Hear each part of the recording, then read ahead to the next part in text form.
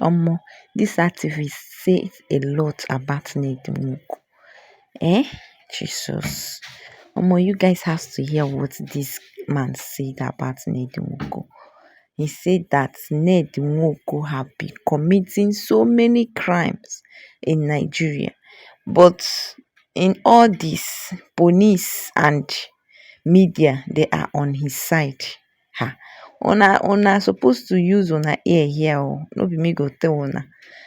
No be for my mouth una go hear am. Una hear wetin talk. This so-called billionaire was just throwing people in prison. And when we got to prison, we found 9 people that had been put in prison by the same Neduwoko from his village. If you guys paid attention to it, there was a time Neduwoko also went and hijacked one lady's father. The lady was crying all over social media that Ned has ruined their. Ned has ruined a lot of lives using the police force. Anybody who is a public figure, who is in political office, our duty first and foremost is to hold them to account, no matter how powerful they are. We have found out also that he has done cross-border prostitution by bringing in underage girls from places like Morocco to Nigeria. These are international sex trafficking crimes. So his license is also our target, that he's not allowed to practice law both in Nigeria and the UK. You must understand that I'm not fighting for Regina Daniels. I'm fighting against abuse of office by a Nigerian senator who is colluding with the Nigeria police and who has had a history of using the police to oppress people. Right? Regina Daniels' issue came to my attention when her husband arrested a TikToker named Timothy Gabriel. His TikTok name is Tuma, because they claim that Tuma accused Regina Daniels of having kids that do not belong to this particular senator. The senator procured the Nigerian police, particularly the FCT command, got Tuma arrested and sent him to prison. They eventually brought Tuma to court after we protested, and Tuma was granted bail but could not meet his bail condition for 4 months. When he came out, he had been battered so bad, he was forced to apologize to Regina Daniels' husband, Senator Ned Nwoko. His real name is Chinedu Nwoko, but he abbreviated it to Ned. So, when again Senator Ned Nwoko got Regina Daniels' brother arrested, apparently for cybercrime and defamation of character as a claim, I was contacted, not by their family. And when I was contacted, most people said, well, you don't have to fight for this guy because they had been fighting against you. And I said, no, it doesn't matter. I know Ned Nwoko. Ned Nwoko was the person I fought some 5 years back when he was prosecuting falsely and oppressively a lady known as Jaruma who used to sell aphrodisiacs on Instagram. So I heard about Jaruma, never met Jaruma before, but I felt it strange that this so-called billionaire was just throwing people in prison. In 2021, I was also arrested. That time not by Ned Nwoko, but I was arrested by the Nigerian police, accused of doing a protest on New Year's Eve. And when we got to prison, we found 9 people that had been put in prison by the same Ned Nwoko from his village, because they said when young people were fighting against him for stealing their land to set up what is now known as his sports university. We fought and helped these guys to get out. Later on, if you guys paid attention to it, there was a time Ned Nwoko also went and hijacked one lady's father. The lady was crying all over social media that Ned has ruined their. Ned has ruined a lot of lives using the police force and using his power. And one thing people must know in Nigeria is that anybody who is a public figure, who is in political office, our duty first and foremost is to hold them to account, no matter how powerful they are.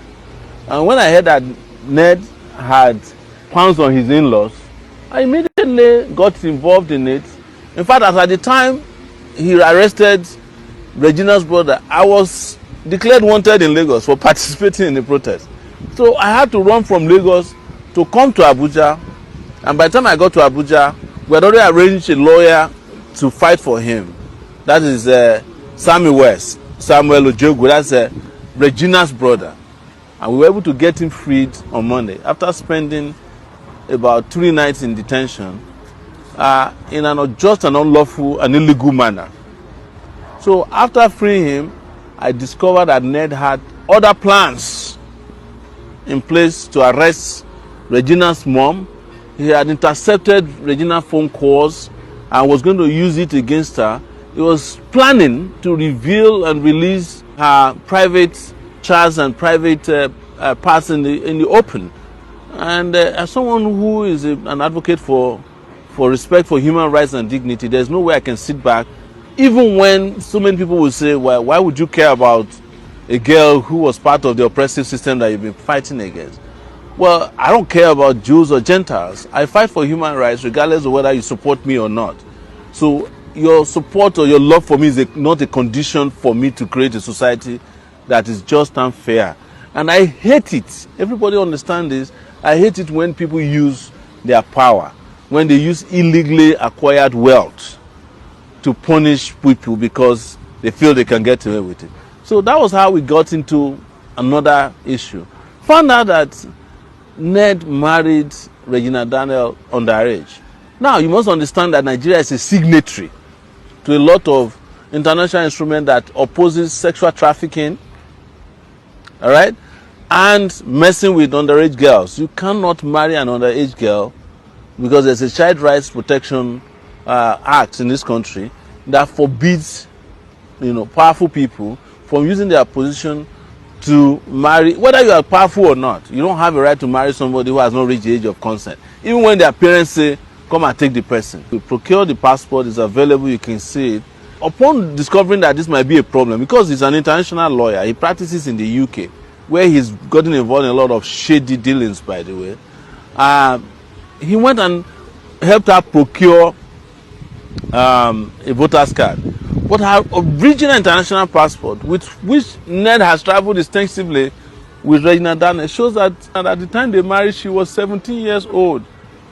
He knew it, but he knew that an alibi would be needed in the future, so he went and collected from her a voter's card. But even Regina Daniels' parents and the handlers have told me that she never knew about that voter's card. So there's something still shady about it. But when it comes to public identity cards that are acceptable, the international passport is probably number one, because that one goes through a lot of scrutiny before you can get it. So to go and bring an INEC voter's card or driver's license to say anybody can procure that. I've seen people who cannot see who have driver's license in Nigeria. So it's nothing new, but it is impunity that we are against. It is a fraud, and I know that whenever this kind of things happen, people will say, you don't need to get him. It's wife and husband matter. Yes, it is wife and husband matter, but where there is no wife and there's no husband, then it becomes society's problem. And why I say there's no wife and there's no husband is that Ned also managed not to have formally married Regina because he knew that she was underage. That's why there's no court document that shows that they are married. If anyone exists, he probably also went and forged it. But on a larger corruption problem that is facing Nigeria, Ned is one of the most corrupt persons in this country. And I'm also an anti-corruption fighter. He's the one who, in conjunction with Malami and the rest of them, claim that they are refunding local government money to Nigeria. And Ned gets millions and millions of dollars in what they claim is legal consultancy to the federal government to help retrieve money that already exists that belongs to local governments. And that's how he's able to get away with all these crimes. We have found out also that he has done cross-border prostitution by bringing in underage girls from places like Morocco to Nigeria. These are international sex trafficking crimes. And we are saying Ned should be suspended immediately from the Senate. He should be arrested by, I won't say Nigeria police, it should be a crack team because the police is in his pockets.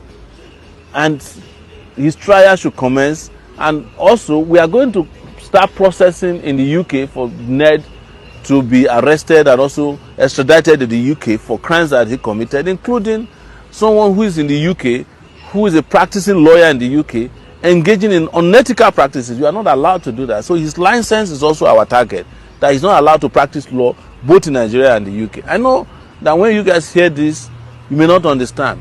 It's a fight that we must take to sanitize our country so that criminals like Ned will not be a senator in this country. And until Nigeria gets to that point, Nigeria is not going to get better.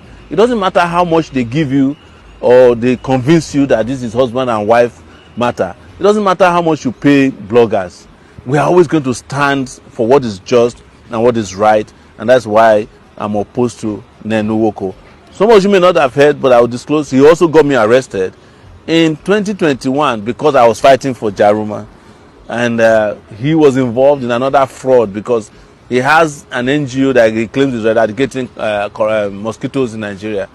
And what I used in puncturing his lie was that I said to him, you want to eradicate mosquitoes in Nigeria, but there are mosquitoes in your compound in Abuja. And I found out while I was doing that case with him that he has the media in his pocket. There's a lot of these media guys who are working for him.